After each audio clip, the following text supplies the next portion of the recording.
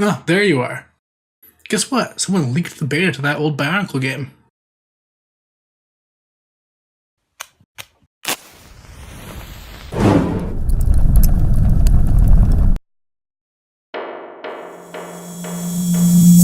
It wasn't too long ago now that a holy grail among the Bionicle community was unearthed, an alpha version of the cancelled Bionicle Legend of Madanui.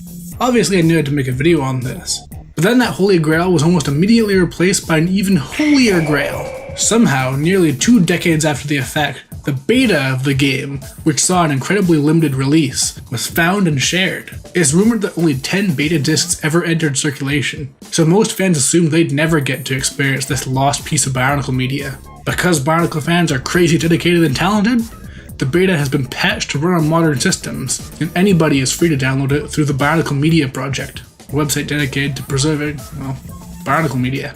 So here's the problem. The game isn't finished, obviously. Because of that, it's basically impossible to know what's genuinely badly designed and what wasn't polished yet. So this isn't really a review, I don't know what I'd call it. But here's the thing. This looks like the game Bionicle deserved. I have talked before about how Bionicle would have worked as an amazing starting point for all kinds of games, but it barely got any proper use in any of the games that did come out. But Bionicle Legend of Madanui was clearly meant to be a companion game to the Madanui Online game, which I reviewed last year, and the Game Boy Advance game Quest for the Toa. It was a pretty authentic experience. There was no other material to draw on, so it told the story of the quest for the masks, the very first storyline in the 10-year run Bionicle would have. This was the story of 6 Toa seeking out the 12 masks of power so they could use them to defeat the Makuta. And this is by far the coolest thing about the game. Every single mask can be used. It's honestly surprisingly ambitious.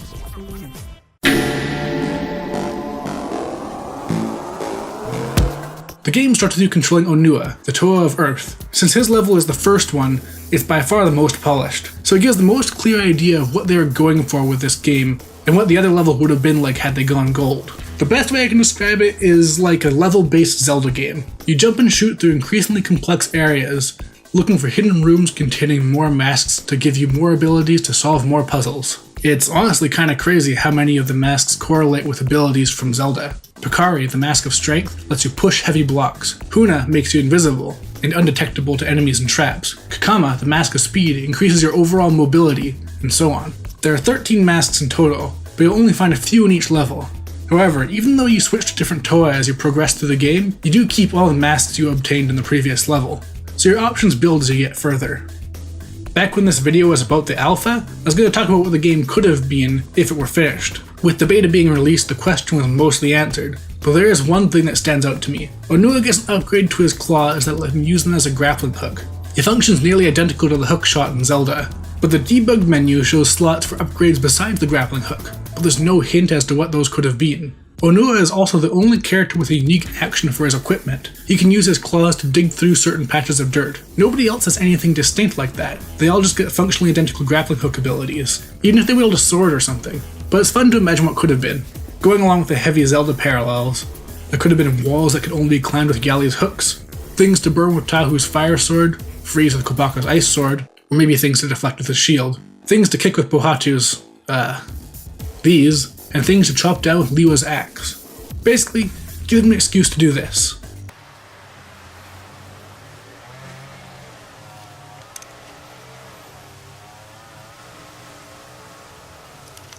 Something that definitely feels incomplete even in Onua's stage is the enemy balance. Enemies are just plain way too overwhelming, erratically speeding towards your exact position and attacking faster than your recoil animation. It's all too easy to get locked inside an enemy, unable to escape, being attacked constantly. Because of this, it's hard to genuinely judge the game's combat.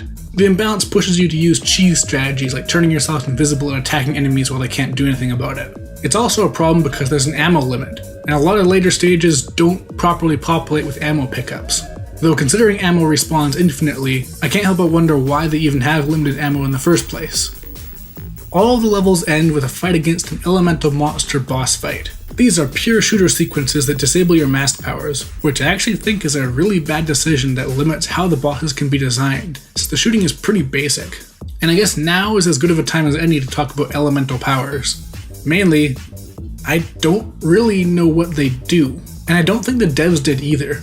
Onua is semi-functional. You can make an earthquake that stuns enemies, and I think it makes the earth elemental show its weak spot, but it's hard to say. As the game goes on, however, they get more and more vague.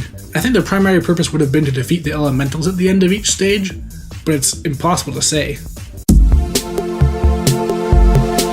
The second level stars Gally, the Toa of Water, and this is where I can really start to show off how ambitious the game was, because her level is very different from Onua's, focusing heavily on swimming. You eventually find Cow Cow, the mask of underwater breathing, and use that to navigate underwater tunnels. There are also sequences where you slide down watery tunnels, though weirdly there's no actual risk to them. You can't fail. But that's not the point right now. Every level goes for something distinct, usually focusing on the core masked power of that Toa, rather than sticking to one thing for the entire game, or switching up to something completely unrecognizable every level, like Bionicle the game did. Another thing worth highlighting is the animations. All 6 Toa have distinct animations that give them a lot of personality. Canonically more acrobatic Toa like Gally, Pohatu, and Liwa all have distinct animations that reflect that, with flips, bounces, and rolls. Meanwhile, Kopaka, the Toa of Ice, skates for his walking animation, and Tahu waves his fire sword around like a torch when he jumps. Little touches like that really do go a long way. Pohatu's level is where the game starts to really show its incompleteness. For one, it's the level where I ran into the most crashes, but also the difficulty is really off. See, Gally's sliding minigame was the start of a trend. There are a bunch of sequences based around sliding gameplay, which, by the way, you steer by pointing the mouse. Steer might be a bit of a strong word. It's more like you suggest the direction that you'd like to go. Pohatu's version takes the form of a sequence where you ride a Cainra, which is some sort of Bionicle bull. It's honestly not clear. This stage goes on for ages and features incredibly tight turns where failure means death. This is made worse by the game's unforgiving checkpoints. There's also a really severe glitch where dying when falling into water means you'll respawn with drastically reduced gravity, making the sequence nearly impossible to complete. Pohatu's stage also really highlights the problem with the game's platforming, which there's quite a lot of. The game takes after the Castlevania school of jumping, which is to say that once you jump you're locked in and you have to make peace with that. There are basically 3 types of jump in this game. If you jump and then press forward, you'll barely gain any momentum at all. If you jump while running, you'll fly forward pretty far. Third jump is the most finicky. It means jumping right after you start to press forward. It's the one that'll take you a moderate distance forward, so it's the one you want to use the most. But the problems become a lot more obvious when you get Kakama, and have to start doing speedy long distance platforming. What doesn't help is a well-meaning but really annoying safety feature. Running off the edge of a platform violently jerks the camera 180 degrees and has your Toa grab the ledge. This is disorienting, but more importantly, it can happen a lot because the game has some pretty precise platforming sequences. It doesn't help that the later you get into the game, the worse these ledges function. Eventually, attempting to grab onto a ledge becomes a liability because there's a good chance you might just fall off. Which actually leads me to another thing. There are little coin type objects you can collect throughout the game, and as far as I can tell, they don't do anything. Maybe in the final game they would have been used to buy upgrades or health packs or something, but an idea that keeps me up at night is that they might have been a way to get extra lives. The idea that there might have been a game over screen is honestly a nightmare.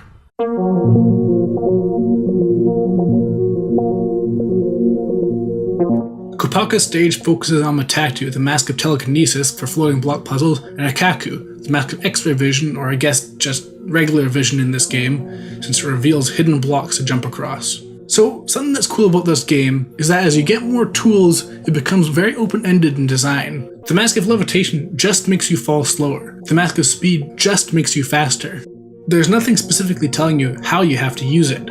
I mean, the game does mark areas where masks are mandatory, but some of them are just useful in general. This makes things pretty open-ended in how you can approach them. For example, when I got sick of Kopaka's invisible platforming sequence, I experimented and found out I could use a sped up Kakama jump to reach a platform and skip most of it. Also, you might have noticed an absurdly long energy bar in my footage. The game gives you a single extra unit of health and energy each time you move on to a new Toa, and frankly, it's not enough. For one, the levels often don't have energy pickups to keep you topped up, but there's something else weird. See, something I didn't mention is that this game has side quests. This is partially just because they're very basic fetch quests, but also because the rewards are inexplicably terrible. Literally just a single unit of health or energy recovery, which is comically worthless, but I think they are meant to be permanent increases, like heart containers in Zelda. The The next level involves Liwa, the Toa of Air, surprisingly not being brainwashed by the villains. This level actually feels strangely more complete than some of the ones before, but a core mechanic, vine swinging, is basically busted. As far as I can tell, the issue is the vines aren't actually synced up. Because of this, and the weird timing needed to even jump off vines with any momentum, you basically have to rely on Kakama's speed boosts to get past these sequences. This level actually does have some pretty neat set pieces, like a sliding sequence where you have to use the Mask of Night Vision to see, and presumably you'd have to collect energy power-ups to keep the mask active.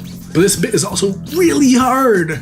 The way your jump locks in so hard is as bad as ever, but there's another problem with the design of these sliding sequences. They do a really bad job telegraphing what's coming. A lot of the time a sharp turn is immediately followed up by a precise jump. It gets especially bad during Liwa's, however, because there are straight up forks in the road where one is a dead end and the other isn't, and it's way too hard to tell which one is which on the fly. But special mention needs to go to Liwa's elemental boss. In theory, it's pretty simple. You shoot it and it flies around for a bit. After it's done it stops, you can knock it into a waterfall for a point of damage. But holy mackerel! This is the most frustrating boss I can remember fighting in a long time. See, the wind elemental can suck Liwa into its tornado. Actually, a quick correction, it will suck Liwa into its tornado. The suction force of this attack is literally too strong to avoid. I spent ages trying to find a safe spot, even an exploit, to avoid it. If you go inside a building, you'll be pulled out. If you go behind a wall, you'll be dragged over it. Now, an unavoidable attack is one thing. You can get around that with the debug menu by healing constantly. But the thing is, when you get sucked into the wind elemental's attack, you can get carried around by it. Sometimes Leo will fly out of it, but there's no consistent way to guarantee that. The problem is, the wind elemental attack ends directly above a small body of water, and when it drops you in it, you die instantly. So, a boss with an unavoidable attack that has a random chance of instantly killing you. I didn't beat this boss.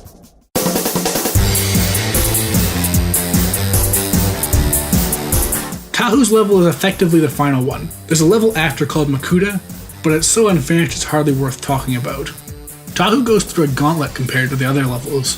Here you get Hao, the Mask of Shielding, which makes you straight up invincible. Challenges in this stage involve a persistent threat that has to be guarded against with your shield, which effectively means you have to complete them before running out of energy, and also without using any other masks. It was a sequence where I had to press like 12 switches to open a door that solidified my biggest problem with this game. It doesn't know when to quit. So often I found myself overcoming a particularly tough part of a sequence and thinking to myself that surely this part of the level would end soon after. Instead the game says, good job on making that early hard jump. A couple more like that and you'll be ready for parts 2, 3, and 4. Maybe the levels would be cut down in size for the final release, but honestly this feeling persisted throughout the entire game from start to finish. So I feel like the devs just didn't know when enough was enough. Eventually you get the final mask, Vahi, the Mask of Time, which would eventually be repurposed as a mask that's too powerful to actually be used, but here it lets you slow down time. This lava platforming sequence just goes on and on. If it weren't for the fact that the lava is seemingly programmed to work like water, I don't think I would have made it past this sequence. The elemental bosses got less and less finished as the game went on, but as far as I can tell, Tahu's is just straight up impossible to beat. You can even fall through the ground at points, and there's a weird effect where the ground kind of grows around you. It's honestly a shame because this is the coolest looking of all the bosses.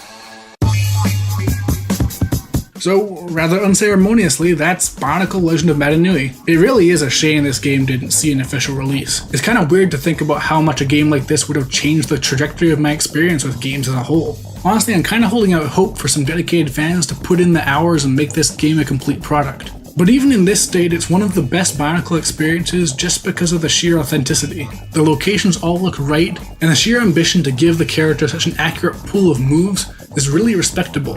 It shows, as far as I'm concerned, that someone really cared about making something that would genuinely supplement the toy line, and it's a shame it never got to.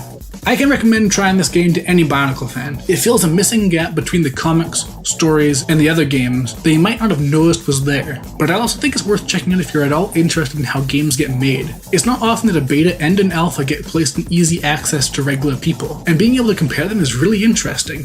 The alpha shares the basic layout of the levels from the beta, but it's very different. For one, rather than rapidly shooting, you have an infinite use homing ball that you can throw. There are also a lot more cutscenes and context. There's also the ability to learn the haka for each Toa, which is something.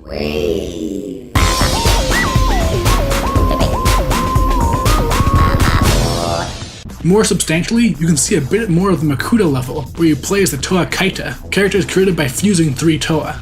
Being a beta, I can't really recommend sinking your teeth into this casually, and if I'm totally honest, I can't see the finished game being amazing, but it probably would have been good, and that's a lot coming from Bionicle. Even the tradition of Bionicle having great music holds true here, with lots of cool atmospheric pieces. It's really in line with all the other music of this era in the series, just like everything else in this game.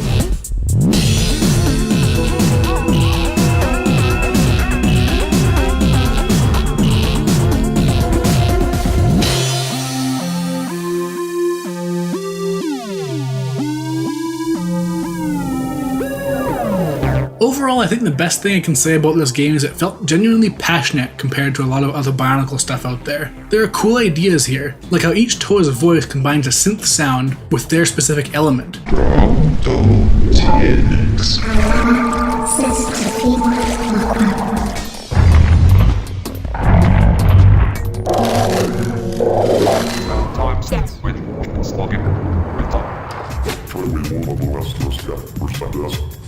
Unfortunately, that passion is probably why the game didn't get made. They probably weren't on track to actually finish the game before the next storyline and wave of toys were released, which in LEGO's eyes probably made the game worthless. But I'm glad this game did make its way into the fans' hands. There's just sort of a satisfaction to finally being able to answer this question 17 years in the making.